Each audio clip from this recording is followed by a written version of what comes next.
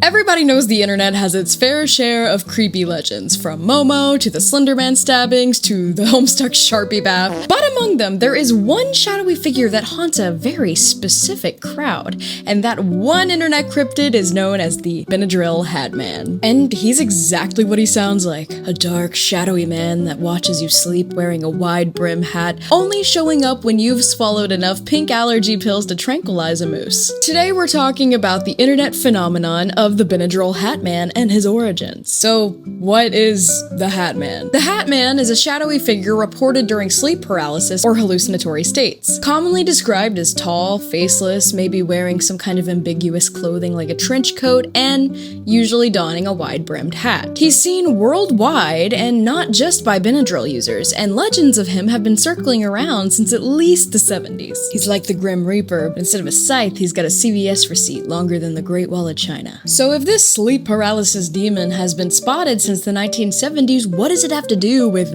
Benadryl? As someone with severe food allergies and allergies in general, I'm a Benadryl aficionado, okay? So I wasn't aware that Benadryl really made you like sleepy and hallucinate before bed and have weird dreams, because I've basically been microdosing myself on Benadryl since I was born, so the effects of it aren't as strong on me anymore, I'm pretty sure. I don't really have a lot of side effects with it. I take it all the time. But there is some science to this. Diphenhydramine, the name for Benadryl in the science world, in high doses can cause delirium, hallucinations, and full-on waking dreams. And while it might be common knowledge that Benadryl causes hallucinations and scary nightmares, internet users have claimed that taking Benadryl in high doses, usually around 300 milligrams, can result in seeing a character known as the Hat Man. So in short, taking Benadryl can make you have weird dreams and even hallucinations while you're awake. But this isn't the kind of trip that you like brag to your friends about. It's not cosmic awakenings and crystals flying through the air. It's like getting a VIP pass to the most stressful nightclub in town,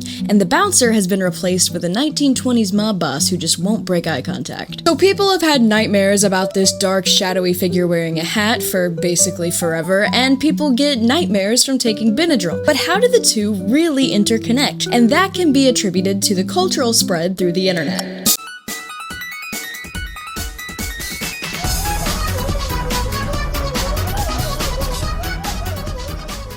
Like I said earlier, people have been having nightmares of the Hat Man since at least the 70s, so he likely doesn't have to do with anything about taking Benadryl itself. In the mid-2010s, memes exploded saying things like, "You don't just meet the Hat Man meets you," or "When you take too much Benadryl and now you gotta go meet the Hat Man." The Hat Man became an internet-specific spin on the type of nightmares you might have from taking a medication like Benadryl, made popular by forums like Reddit and 4chan. In fact, this meme probably became so popular because the Hat Man figure itself is already a very common thing to have a nightmare about. The Benadryl itself doesn't necessarily cause you to hallucinate the Hat Man, but it does cause you to have hypnopompic hallucinations and really bad nightmares and even sleep paralysis. So the Hat Man being a common figure that people have nightmares about, those dreams and hallucinations are more intense under the effects of Benadryl. The meme really exploded in the late 2010s and early 2020s on TikTok. TikTok challenges briefly emerged like the Benadryl challenge and the Hat Man challenge, where users attempted to take large doses of Benadryl in order to have these kinds of scary, thrilling hallucinations.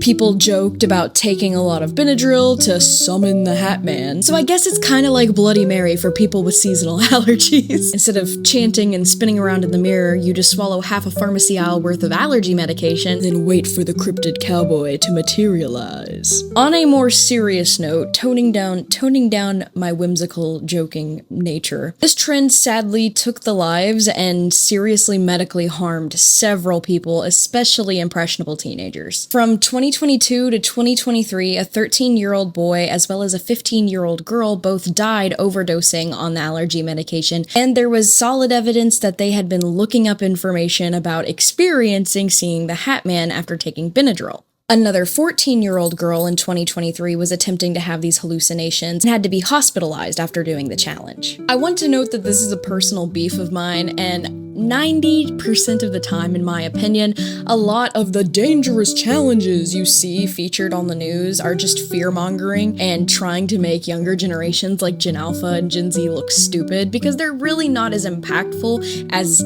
everybody says they are. Take the Tide Pod Challenge, for example. There were very serious consequences of that, but the majority of the Tide Pod Challenge was really considered just a joke. Most of the people who interacted with the Tide Pod Challenge weren't taking it seriously, because at the end of the day, it's not a challenge. There's no challenge or real reason to eat a Tide Pod, hello? However, trends like the Hat Man Challenge and Benadryl Challenge are a lot more enticing and therefore dangerous to the youth, because there is a clear incentive to doing these kinds of dangerous activities. These kinds of trends that involve actual drugs tempt teenagers with an accessible and legal way to achieve a state of high or having a hallucinatory experience. They want to experience the thrill of being high and hallucinating without having to break the law or take hard drugs, so they turn to these kinds of internet challenges in order to achieve a high legally. In my opinion, that makes these challenges a lot more serious because there is a clear, enticing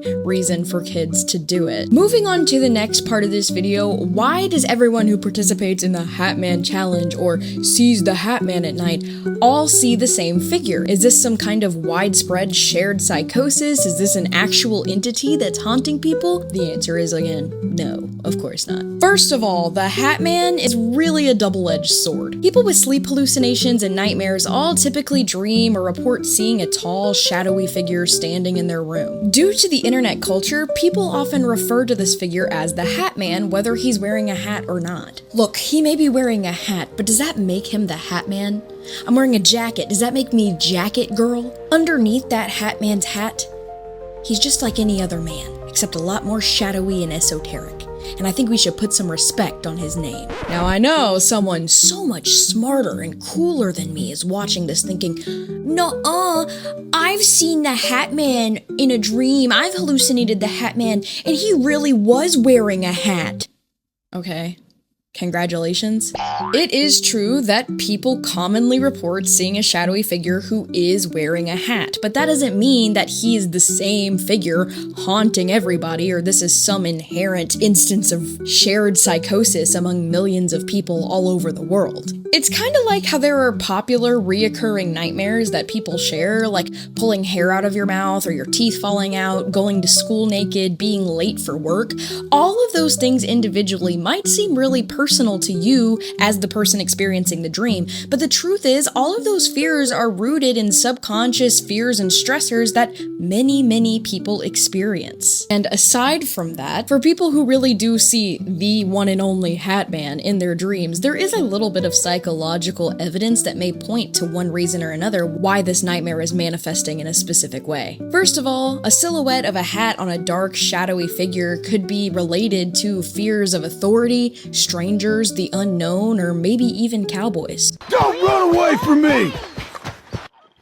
Bitch. The fear response in your brain will try to rationalize something that is both scary but familiar when you're having a nightmare. Basically, your brain picks something spooky and generic, like a humanoid figure wearing a mysterious hat, instead of something fantastical and hyper-specific, like SpongeBob in a sombrero. It's also possible, if you are familiar with the Hat Man meme or the Hat Man phenomenon, you're more likely to dream about him because you subconsciously already know about him. And if you already associate taking Benadryl with the Hat Man and then have a nightmare, it makes sense that you would see him in your dreams or have sleep paralysis experiences of that figure. Basically, the mind is an incredible machine. It can conjure art, literature, build entire civilizations. And apparently, when you're under stress, it can generate an emo Indiana Jones to watch you from the corner of your room as you sleep. If you want to take enough Benadryl to see the Hat Man, I have some very detailed instructions for you. Okay,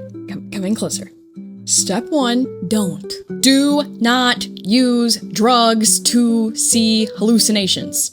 I shouldn't even have to tell you that. If you get nightmares when you take Benadryl, congratulations, okay? I don't know what else to tell you. But taking enough Benadryl to actually see hallucinations is like 300 milligrams. Don't do that. That is lethal. People died. Even if you don't die, taking that much Benadryl can cause severe organ damage, even to your brain, heart, kidneys, and liver. The memes are funny, like we get it, but it's not something you should try in real life. If you really want to see shadow people in the middle of the night, I recommend just watching some horror YouTube videos before bed and then not putting away your laundry, allowing it to stack up and build on that chair in the corner of your room. It's way safer. Plus, the laundry pile demon won't fry your liver, so win-win. Don't take pharmaceuticals off label for fun time. So that is the lore and the explanation of the Benadryl Hat Man. It's a mix of internet culture, pharmacology, and the general public's obsession with horror experiences. He's creepy, he's cultural,